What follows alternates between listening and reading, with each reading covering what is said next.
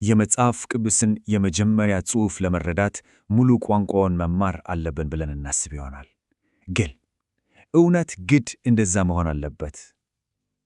እስቲ በዚህ አጭር ትንታኔ የዕብራይስጥ ቋንቋ አወቃቅሮን ብቻ በመረዳት እንዴት የተደበቁ ትርጉሞችን ማግኘት እንደምንችል አብረን እንይ።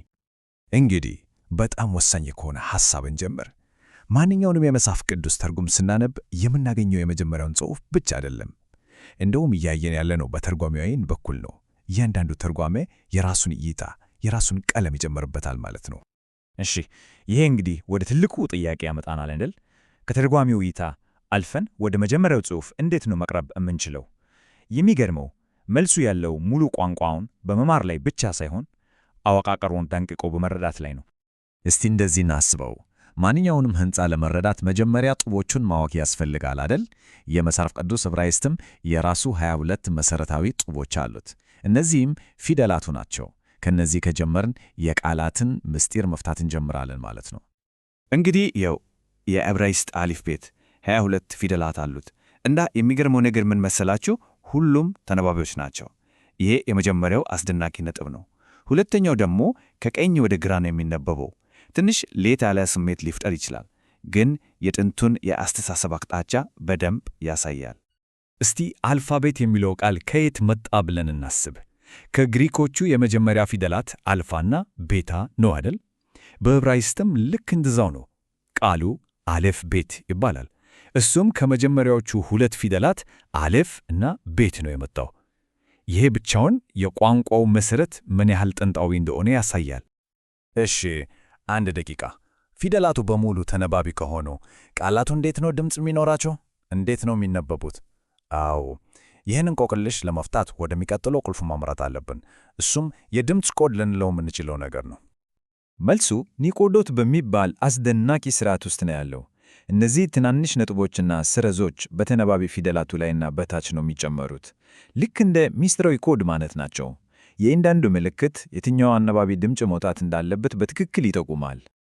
እስቲዩት፣ ነጥቦቹና ሰረዞቹ ከተነባቢዎች ጋር ሲዋሃዱ እንዴት የተሟላ ድምፅ እንደሚፈጥሩ። ይህ ሥርዓት ጽሑፉን ያለምንም ስህተት ለማንበብ የሚያስችል ፍጹም መመሪያ ነው ማለት ይቻላል። ዕብራይስጥን ለመጀመሪያ ጊዜ ስናየው በጣም የተወሳሰበ ሊመስል ይችላል። ግን ከእነዚህ ሁሉ ምልክቶች ጀርባ በሚያስደንቅ ሁኔታ ቀላልና ወጥ የሆነ ሥርዓት አለ። የቋንቋውን ውበት የሚፈጥረውም ይህው ሥርዓት ነው። ለምሳሌ በእንግሊዝኛ ሰርክስ የሚለውን ቃል እናስብ። ሲ የሚለው ፊደል ሁለት የተለያዩ ድምፆች አሉት አይደል? አንዴ እንደ ስ፣ አንዴ እንደ ክ። ዕብራይስጥ ላይ እንደዚህ አይነት ግራ መጋባት በጭራሽ የለም። እያንዳንዱ ፊደል ያለው አንድ ድምፅ ብቻ ነው ሁልጊዜ። ይህ ወጥነታ ቋንቋውን በሚያስደንቅ ሁኔታ ግልጽ ያደርጋል። የዕብራይስጥ ቃላት ልክ እንደ ሙዚቃ የሆነ ዜማ አላቸው። አወቃቀራቸው በጣም ቀላል የሆነ ሥርዓት ነው የሚከተለው። ተነባቤ ቀጥሎ አናባቤ፣ ከዛ ተነባቤ፣ ከዛ አናባቤ እያለ ይቀጥላል። ይህ ተደጋጋሚ ዜማ ቃላትን ለመለየት እና ለማንበብ በጣም ነው የሚያግዘው። አንድ ምሳሌ እንውሰድ። ማለክ የሚለው ቃል ንጉሥ ማለት ነው። አወቃቀሩን ስንመለከት ያንን ዜማ በደንብ እናየዋለን። መ ተነባቢ ነው፣ ኤ አናባቢ፣ ለ ተነባቢ፣ ኤ አናባቢ እና ክ ተነባቢ። አያችሁት? ያ ቀላል እና ውጥ የሆነ ሥርዓት በግልጽ ይታያል። እሺ፣ አሁን ይህን ሁሉ መሠረታዊ ዕውቀት አግኝተናል። ግን ትልቁ ጥያቄ ይመጣል። እና ጥቅሙ ምንድን ነው? አሁን ነው እንግዲህ ይሄ ሁሉ ዕውቀት የቃላትን አስደናቂ ጥልቀት እንዴት እንደሚገልጥልን የምናየው። በዕብራይስጥ አንድ ቃል ልክ እንደ ሌጎ ነው ማለት ይቻላል። መሠረታዊ የሆነ ስሮ ቃል አለ። እዚያ ላይ ተለያዩ ቅድመ ቅጥያዎችንና ድህረ ቅጥያዎችን በመጨመር በአንድ ቃል ብቻ ሙሉ አረፍተ ነገር መገንባት ይቻላል። የእያንዳንዱ ትንሽ ክፍል የራሱን ትርጉም እየጨመረ ነው የሚሄደው። ለምሳሌ ቫይዳቤሬም የሚለውን ቃል እንውሰድና ልክ እንደ ሌጎ እንበትነው። መጀመሪያ ላይ ቫ አለ፣ ትርጉሙ እና ነው። ከዛ የ ይመጣል።